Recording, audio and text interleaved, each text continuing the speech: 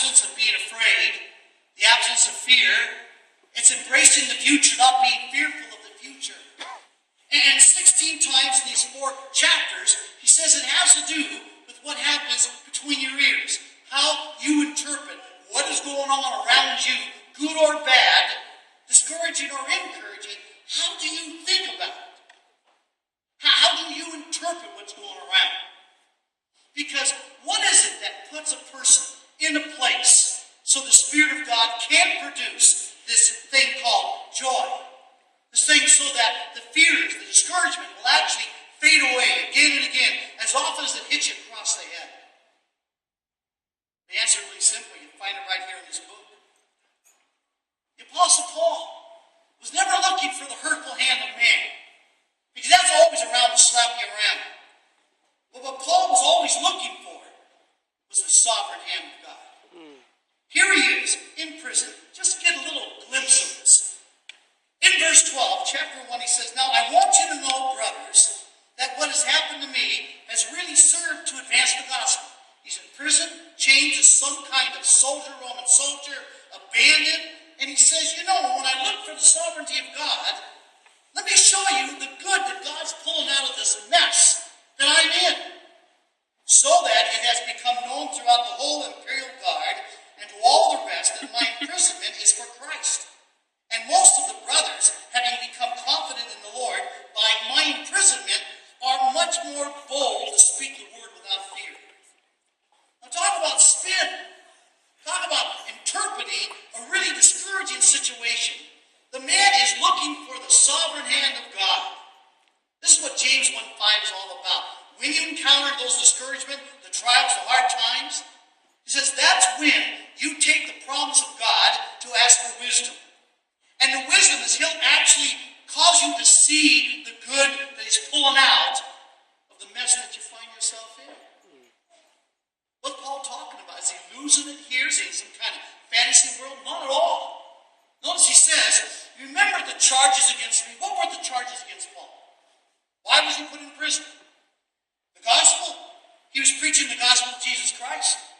So that every time Paul had to answer the charges against him, he had to what? Share the gospel.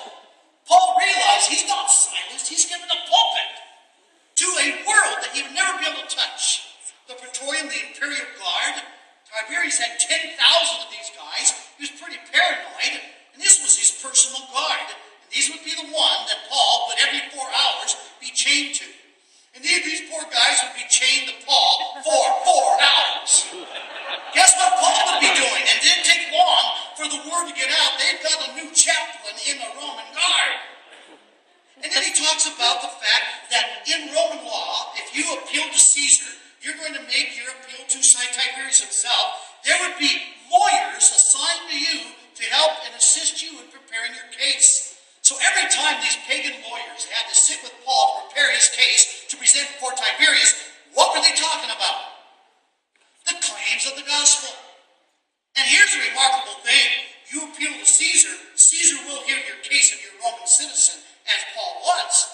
And so what does Tiberius hear when he hears the charges against Paul, and Paul basically presents his defense of the charges? Tiberius himself hears the what? The gospel. Paul says not only that, look at the sovereign hand of God. Those who've been timid and fearful about sharing the gospel, when they see what's going on through me and how God is bringing good out of the mess I'm in, he says they have no fear. They're running around with little t-shirts saying, no fear, no fear. So if you see what Paul is doing here, he's just looking and he's finding the sovereign hand of God, and he is not fearful. Now, it's not all good. He says, now, some are actually trying to show affliction. Notice he says in verse 17, the former proclaimed Christ out of selfish ambition, not sincerely, but thinking to afflict me in my imprisonment. The word afflict speaks of the rubbing of the cast iron against his ankles and his wrists. This is hurting. He is under a tough situation and it's painful. But notice what he says. But only that in every way, whether in pretense or in truth, Christ is proclaimed. And in that I rejoice. That's the verb form of the noun joy. I express this, that I'm not fearful.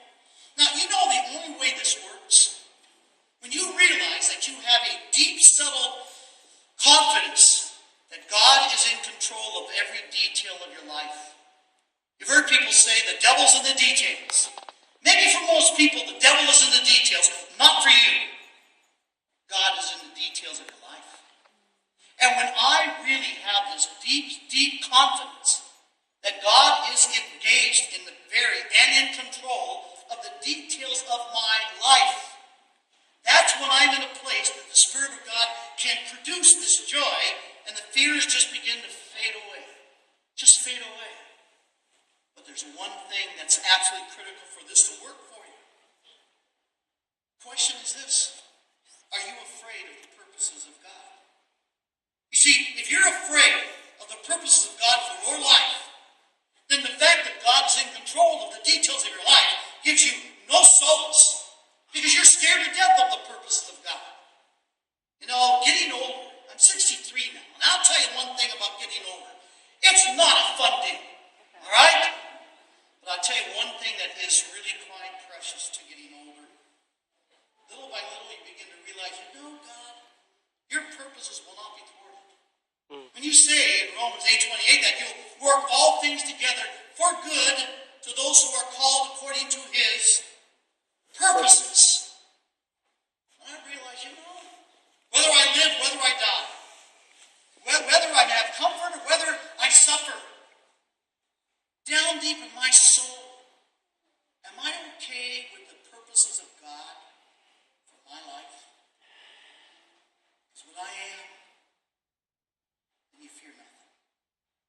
Because nothing can ever stop God's engagement in accomplishing his purposes in your life. And that's why you're more of a thermostat than a thermometer. People that are going to be around, they're simply going to reflect the heat of the room, the nature of the room, the culture of the room, the fears of the room. But as a pastor, as a shepherd, as a leader, you must be the thermostat. You establish the temperature of the room. People will mock you. People will sometimes not take you that seriously, because how can anybody not understand this world is a diseased world? And in fact, you have no fear.